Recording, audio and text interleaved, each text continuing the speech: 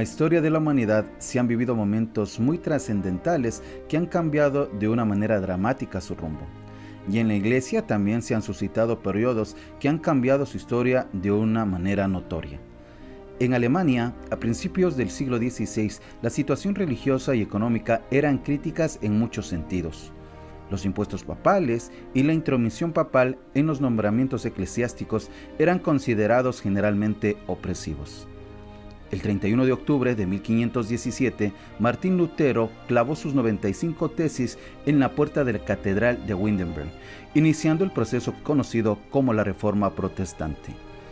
Aunque la queja principal era la venta de indulgencias, la Reforma inició todo un movimiento que culminó revisando también a profundidad la teología que la Iglesia romana practicaba y enseñaba.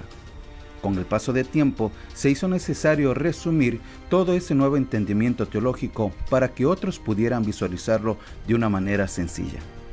Esto dio origen a las 5 solas, frases que resumen verdades indiscutibles del Evangelio y que llama a la Iglesia a sus raíces. Hola, soy Jocelyn. Y yo soy Ashley. En este mes, la Iglesia Evangélica celebra un año más de la Reforma Protestante precedida por Martín Lutero. En esta ocasión nos vamos a referir a las 5 solas, que son denominación conjunta para 5 frases en latín que surgieron durante la Reforma Protestante y resumen las creencias teológicas básicas de los reformadores o protestantes que entraban en contraposición con la doctrina católica. La palabra latina sola significa en español solo o solamente. Las 5 solas expresaban 5 creencias fundamentales que los reformadores entendían como pilares esenciales para la vida y práctica cristiana. Todas y cada una de las solas rechazaban o se oponían explícitamente a prácticas y doctrinas extendidas al comienzo del siglo XVI en la cristianidad latina y que los reformadores criticaban atribuyéndolas a las usurpaciones de competencias, atributos o cualidades por la jerarquía eclesiástica de la Iglesia Católica Romana y especialmente por su cabeza, el Papa, y que en realidad correspondían únicamente a Dios o bien a todos los cristianos.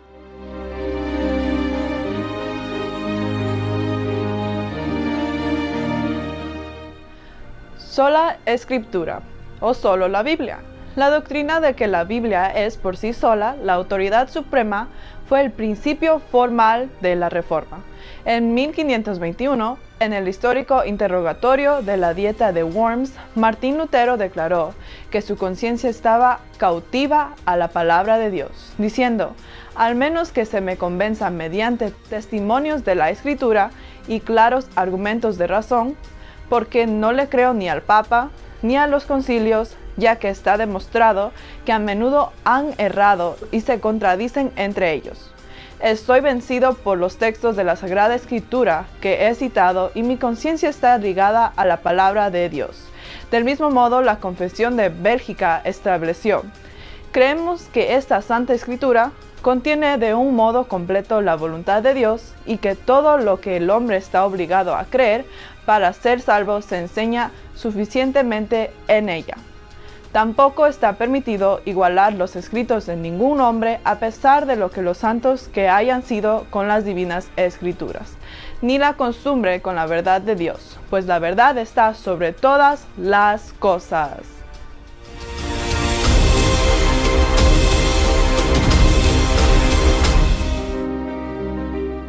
Sola fide o solo fe, el principio material de la Reforma fue la justificación solamente por fe.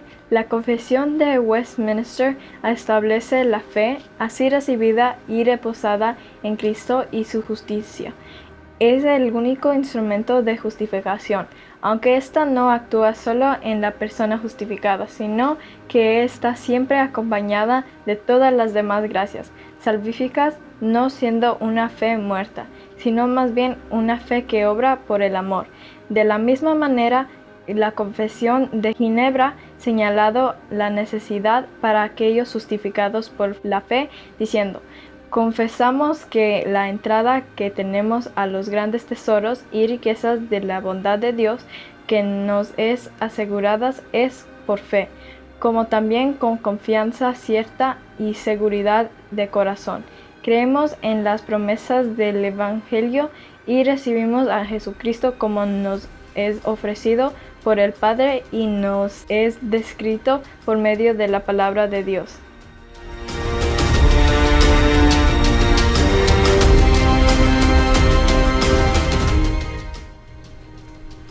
Solo gratia o solo gracia. Un clamor central de la Reforma fue la salvación por la gracia.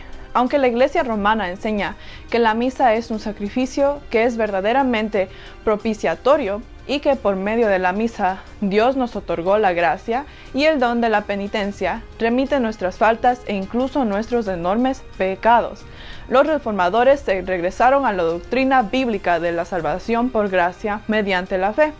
Nuestra postura justificada ante Dios es imputada por la gracia a causa de la obra de Jesucristo nuestro Señor.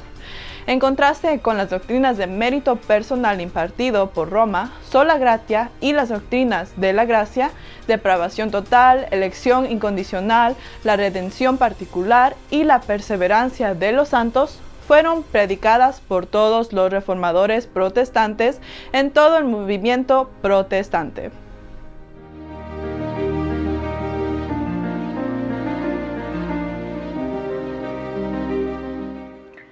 Solus Christus o solo Cristo, la Reforma hizo una llamada a la Iglesia a regresar a la fe solo en Cristo como único mediador entre Dios y el hombre. Mientras la Iglesia romana mantuvo que hay un purgatorio y las almas que son detenidas ahí son ayudadas por las oraciones intercesoras de los feligreses. Los santos deben ser invocados y venerados y que sus reliquias deberán ser veneradas. Y los reformadores enseñaron que la salvación es solamente a través de la obra de Cristo. Como dijo Juan Calvino en los Institutos de la Religión Cristiana, intervino Cristo e intercediendo por nosotros tomó sobre sus espaldas la pena y pagó todo lo que los pecadores habían de pagar por justo juicio de Dios, que expió con su sangre todos los pecados que eran causa de la enemistad entre Dios y los hombres, que con esta expiación se satisfizo al Padre. Vemos solamente hacia Cristo para obtener favor divino y amor paternal.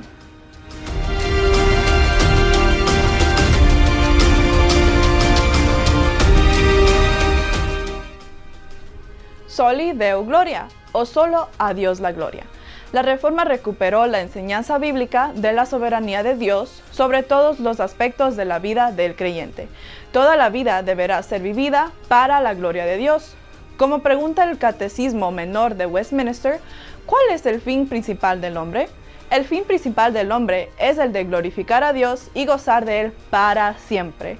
Este gran y apasionado propósito fue enfatizado por aquellos en el siglo XVI y XVII, que buscaban reformar a la Iglesia de acuerdo con la palabra de Dios, en contraste a la división monástica de la vida de lo sagrado contra lo secular, perpetuado por la Iglesia romana.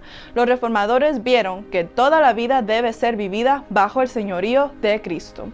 Cada actividad del cristiano ha de ser santificado para la gloria de Dios. Hacemos un llamado a cristianos equivocados que se han desviado de la palabra de Dios con respecto a esta declaración, para que vuelvan al Evangelio histórico, bíblico.